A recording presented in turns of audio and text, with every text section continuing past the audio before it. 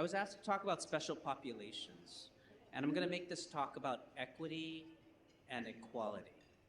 And I'm going to go into what makes that different as part of this talk. But these are what I'm going to cover. I'm going to cover the global burden of cancer. Then we're going to speak about 3 specific populations that are not represented well in the United States and likely everywhere else. I'm going to talk about cancer care in the older adult, cancer care in adolescents and young adults, and then cancer care in the sex and gender minoritized communities. So that's your lesbian, gay, bisexual, transgender, and queer communities. And then I'm going to discuss what we can do about it and what we've tried to do about it and what works and what hopefully I can do is start a conversation about what can be done in the Philippines about this. So this is my slides about the global burden. It's the first or leading cause of death in people before the age of 70 in 112 of 183 countries. So in the vast majority of countries in the world, cancer kills more people than anything else under the age of 70. Worldwide, 20 million people and 10 million. So 50% of those folks each year are dying. 1/2 of all cases of cancer death, and almost 60% occurred in Asia and Africa. And the most common cancers are breast and lung, but the most fatal, and this is in women as well, is lung and colorectal. So when we go to older adults from that very, very broad overview, these are the estimates from almost a decade ago. 6.7 million people over the age of 65 get cancer, and nearly half of those occur in less developed areas, likely due to lifestyle issues, smoking, and the older generation. The incidence in males in Oceania is 2,500 per 100,000 in men, 1,300 per 100,000 in women. And the rise, again, is much higher in less developed areas. When you think of what are the cancers that occur, it's here. In women, it's breast and colorectal. Men, it's prostate and lung. And I think this was mentioned by Kara earlier, but the burden of cancer is expected to double by 2035. So what explains the differences in older people as it relates to their cancer treatments and cancer care delivery? One of the things that we know is that we don't enroll older people on clinical trials. One of the groups that runs clinical trials in the United States is something called the Alliance for Clinical Trials, and they looked at their data in over 65,000 people enrolled in clinical trials, and they calculated something called the enrollment disparity difference. And that's really, they looked at the statistics of people over 64 in national databases and compared it to who was enrolled in those clinical trials. That was what they called the disparity difference. In an ideal world, the number of people over 64, that percentage, should equal the percentage of people over 64 that were enrolled in your trials. And if you look here, almost 90% of these studies had a disparity difference when it came to age, meaning that the age of people was far greater, median age of people was far greater than the median age of people who they put on those trials. We are putting younger people on clinical trials in the United States. And they saw that there were differences that were striking in terms of non-GU clinical trials had the highest disparities. Treatment trials that had more than one component to it, so radiation and chemotherapy clinical trials, were likely to have that disparity difference compared to, say, straightforward chemotherapy clinical trials.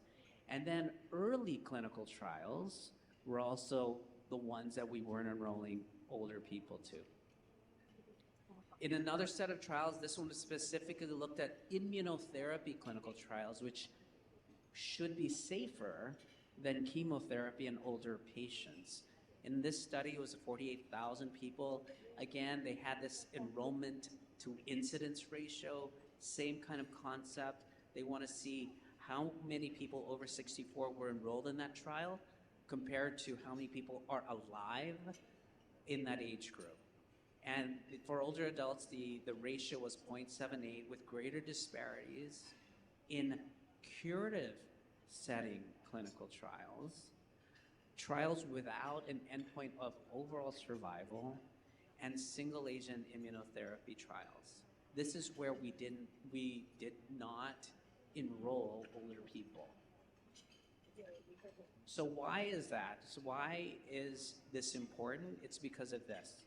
Clinical trials is what sets our standards of care, okay? Older people are already not getting standard of care.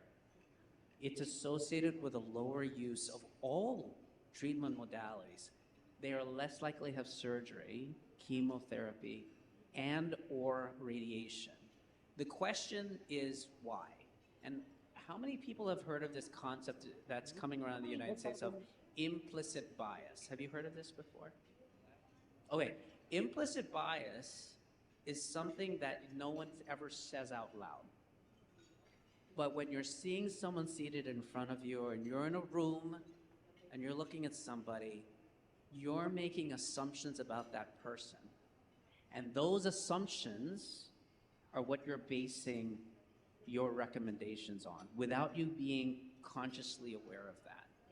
So there's something that you can do. It's called an implicit association test. That's actually online. It's at Harvard. And they did this among breast cancer specialists. And of 31 breast cancer specialists, 28 of them had an implicit bias that worked against the care of older patients. Meaning that just evaluating someone in their 80s, they were unconsciously ruling out treatments that they were going to recommend, solely based on age. And this was much, much higher in older women. So the other thing that happens is not only this implicit bias, but we also don't want to harm people.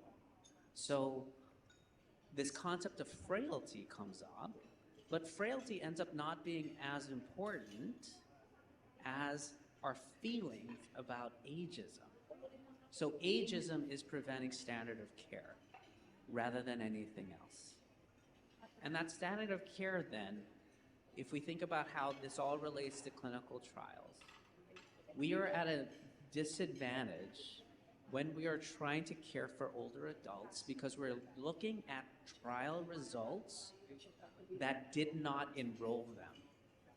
So when we're quoting the benefits of, say, adjuvant chemotherapy in breast cancer to our 70-year-old patients, we need to realize that those studies enrolled people under 50. Okay? Toxicities are not going to be represented in that trial for our older patients. So our response might be, well, it was this high in a younger population, so it's going to be much higher in someone of your age. That's not borne out by data. So moving on, let's talk about the second population of adolescents and young adults. So among 15 to 40-year-old people, there's about 1.2 million who will get cancer before the age of 40. And 400,000 of them will die of their cancer. The highest mortality isn't in the United States. It's in low and middle income countries. And cancer is the fourth leading cause of death in this group. It's the fourth leading cause of death in the AYA population. And if you look at disability adjusted years of life, and Kara, you spoke about this of, living with purpose, living with intention after cancer. The cancer is the 10th cause of disability adjusted life years in someone diagnosed young, meaning that they are disabled from their treatments that prevents them from living the life they may have imagined for themselves. So why do we think that AYA people are not getting treated the way they deserve, as young adults should? One is delays in diagnosis. This is a group of people who may not be able to afford to see a doctor at that age. And that's the same in the United States.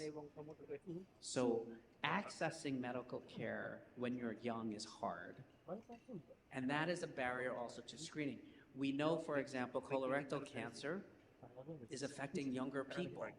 We know that the current guideline is to start screening at 45. We also know that's not happening. Okay.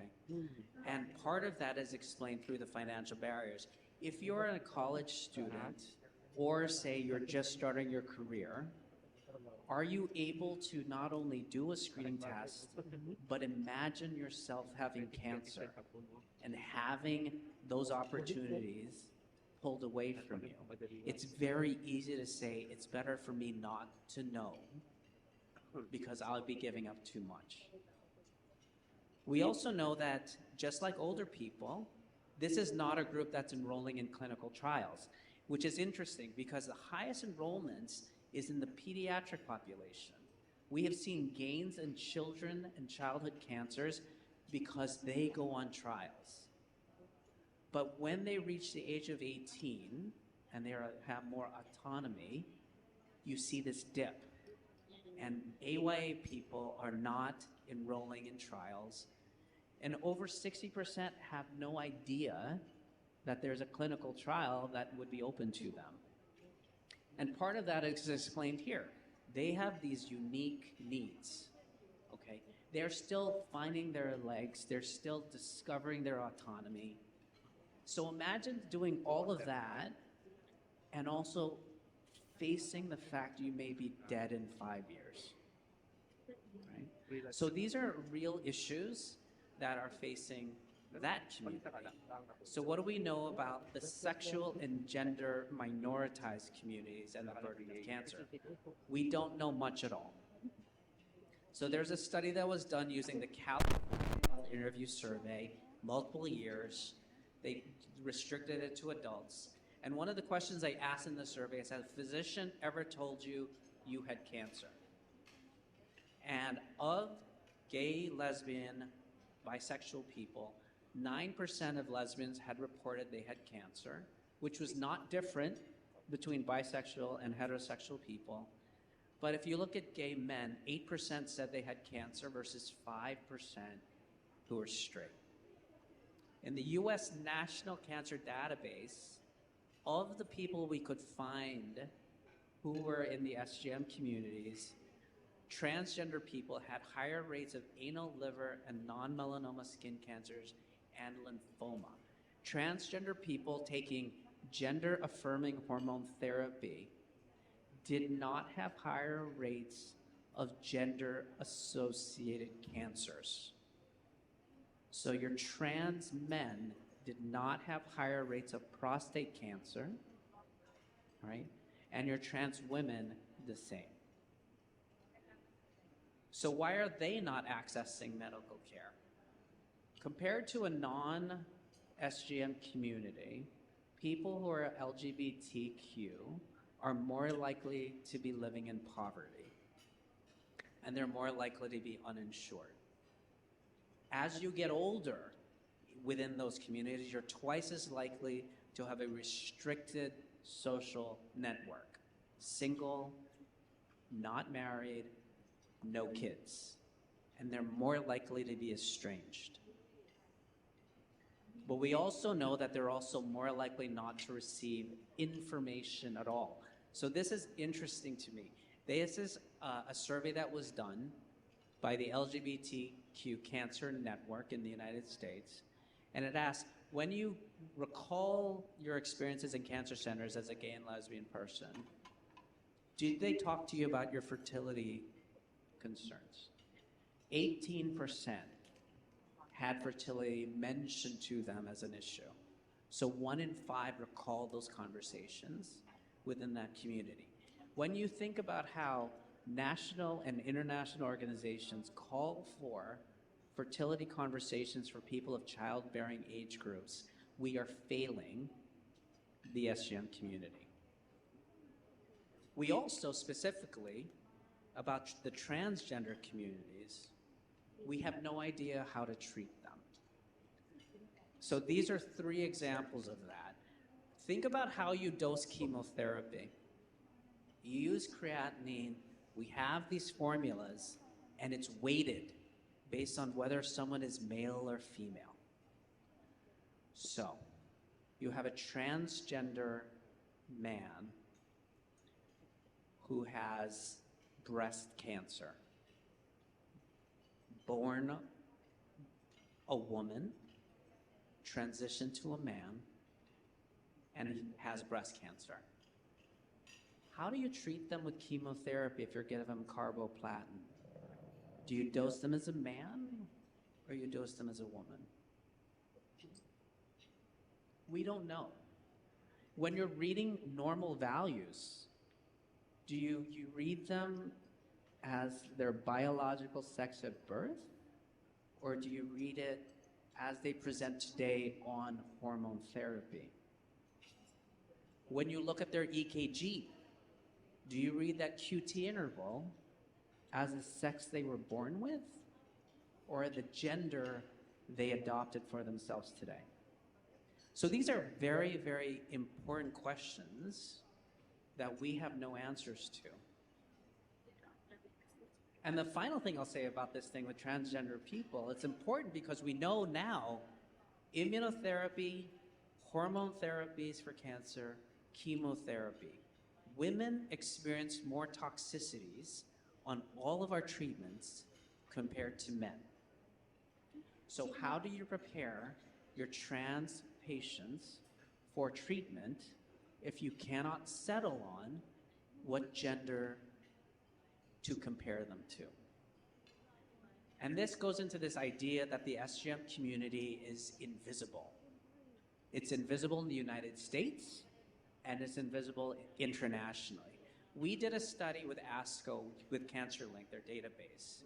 It had 1.3 million people in the United States, and we attempted to identify transgender people by mismatch. So men coded with breast cancer, although we know men get breast cancer, and women coded as prostate cancer. And then we looked at a subset of the records where there was that mismatch. We found less than 0.005% of people who are transgender with cancer. This is 5 times less than you would anticipate because using the transgender population in the United States. No national or international registry has ever collected sexual orientation or gender identity. So when you ask, do lesbians do better after treatment for ovarian cancer compared to straight women or not? You cannot answer that question because none of our data codes by sexual orientation. So we're unable to analyze for efficacy of treatments. We're unable to analyze for toxicity of treatments. And the major thing here also is we know SGN communities present late with their cancers as well, and this is the reasons why. It's because society still treats them unkindly. So here you're seeing the comments from LGBTQ versus transgender people. 8% refuse to be seen by their doctors. That is tripled in the transgender community. 9% experience harsh language when they were spoken to. 1 in 5 in the transgender community had that experience. And being touched inappropriately was an experience reported by 7% of LGBTQ people and 30% from the transgender community.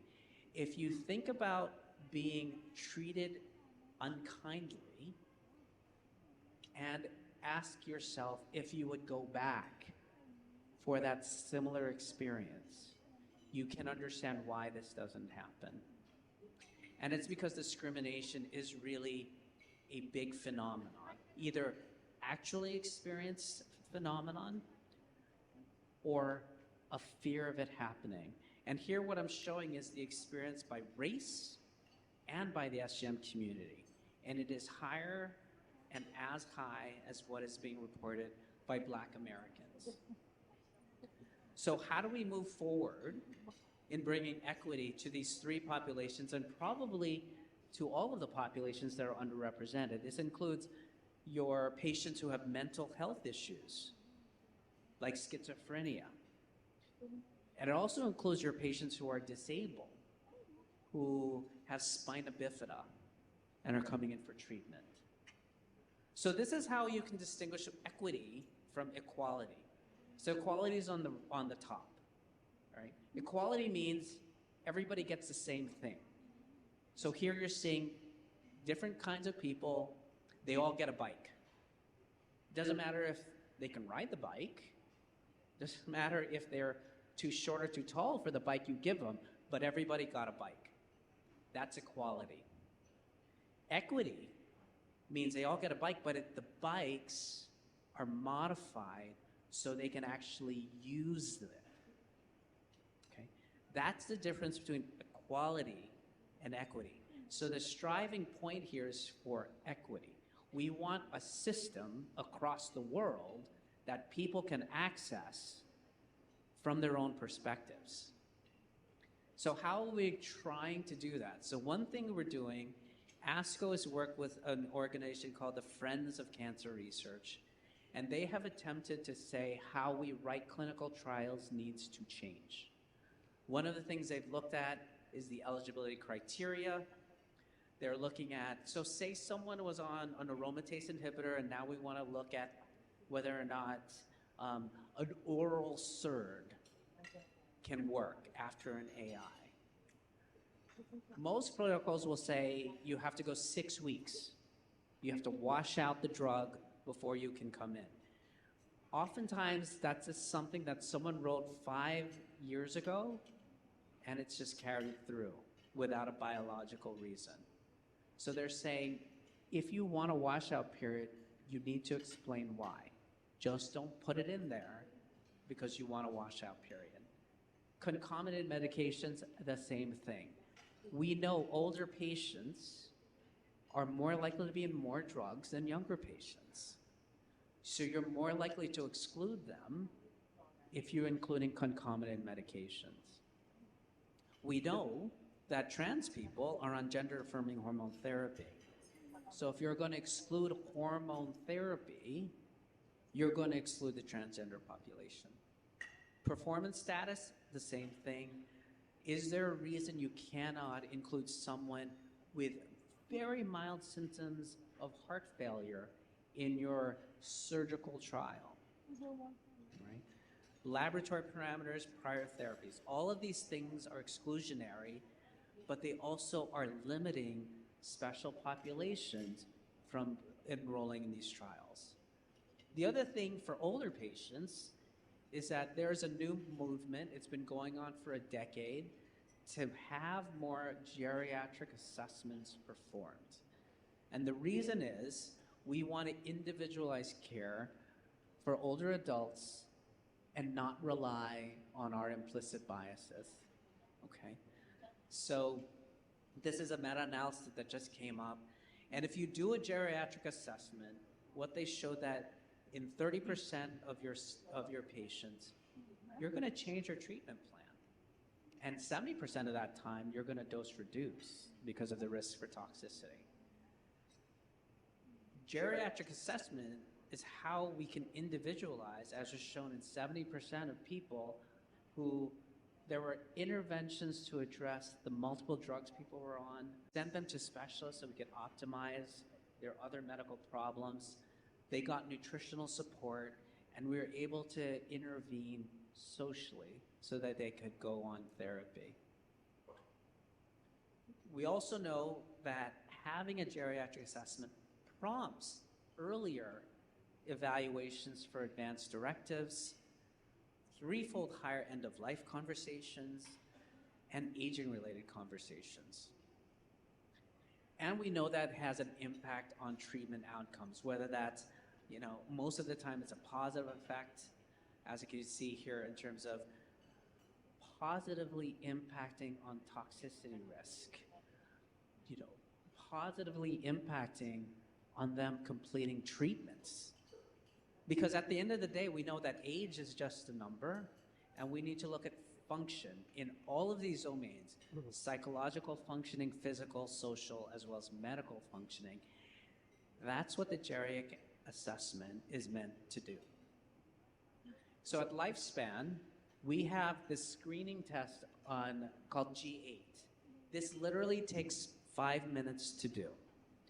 And if you have a high score, you're considered frail. And that prompts referral to our geriatric oncology clinic, which is run by an oncologist and a geriatrician. So we're lucky because we have this service. What about with the adults, adolescents, and young adults? What can we do in that community? We need to tailor what we're doing because this is not a monolithic community.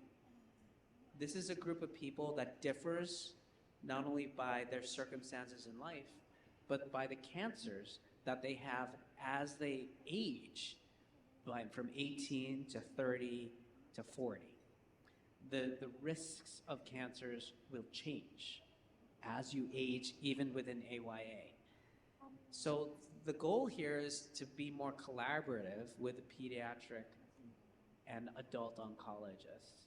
Because sometimes, even in Brown, a clinical trial for someone who's 22 with a germ cell tumor, I will not have open.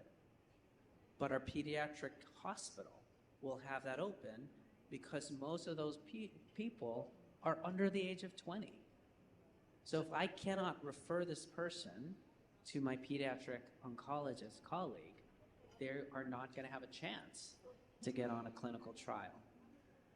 And we have to invest in navigator and advocacy programs. And very relevant to the Philippines, we have to look at how to help them afford their treatments. This is a societal issue. Just understand that the youngest of our patients are also the most likely not even able to start paying for treatments. So under 18, these are some of the concerns that have, so there's concerns about delaying their education, which could be very important because it means they're going to delay becoming independent. But as they reach into their 20s, it's about how is this going to impact my work life?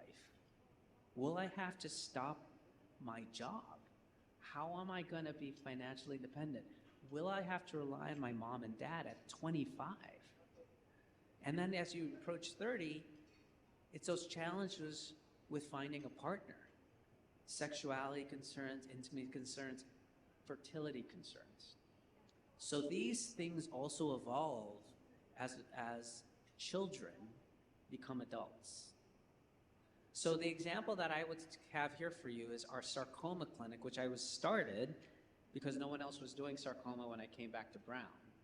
But instead of doing an adult sarcoma program, we partnered with a pediatrician. So this is the only AYA-associated multidisciplinary clinic at Brown. Our tumor board is presenting children with sarcoma all the way up to adults with sarcoma. We are learning from each other how these folks can be treated. And we are writing clinical trials that starts eligibility at 15 rather than at 20. When it comes to SGM populations, one of the things that I think is important is we address our assumptions, which is not things we were born with, but it's what we learned from society. Lesbians don't get pap smears. Only gay men get anal cancer. LGBTQ people don't want kids. Partners aren't important because they're not married. And taking those hormones is the reason you got cancer. Okay? All of these assumptions are real. And if you don't have any of these, you're in the minority. Okay? And there's nothing wrong with having the assumption, provided you understand it's an assumption. Because the facts matter. Cervical cancer happens to lesbians. It is not restricted to straight women. women get anal cancer. Okay? The risk factor is anal sex and HPV. It's not being gay. Between 2 and 4 million children have at least one LGBTQ positive parent, and 200,000 kids in the United States are being raised in same-sex households.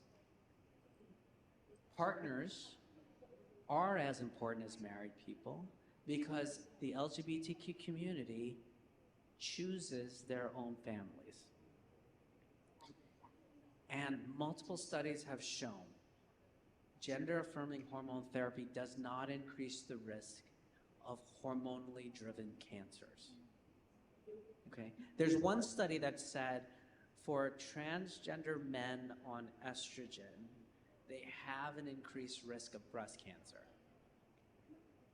That is true if you compare them to straight men. But if you compare them to straight women, their risk of breast cancer was the same. So even framing that conversation is important.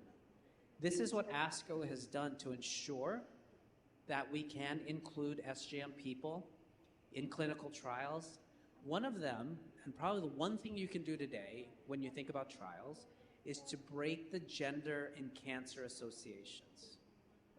Women with breast cancer is not an eligibility criteria because men get breast cancer. When you write a clinical trial that says, we are looking for men with prostate cancer, without even thinking about that, you are excluding your transgender population from being considered for that trial. Okay? So decoupling that is very important. Thinking about whether or not you need to exclude gender-affirming hormone therapy from a treatment is important. Why can't somebody who's taking estrogen to become who they feel they are, a woman, why cannot they continue that for a lung cancer trial of immunotherapy, for example? So there's a lot that's there, and actually right here in the bottom is where you can find the Centra guidelines to this. But the other thing is just to remember that if we want to get to a society where everyone can access cancer care the same way, if we want to get to a society where equity is what we are able to provide no matter if someone is poor or rich, old or not old, right? If we want that, we need to rethink how we're delivering care in our clinics today. So what that means for the SGM communities and what I'm pushing for at Brown is to standardly ask people what their sexual orientation is, what their gender identity is, because things like that are important, especially if you want to treat them with respect. So striving for equity serves as a foundation for diversity and for inclusion. And that's what I'll leave you with. Thank you very much.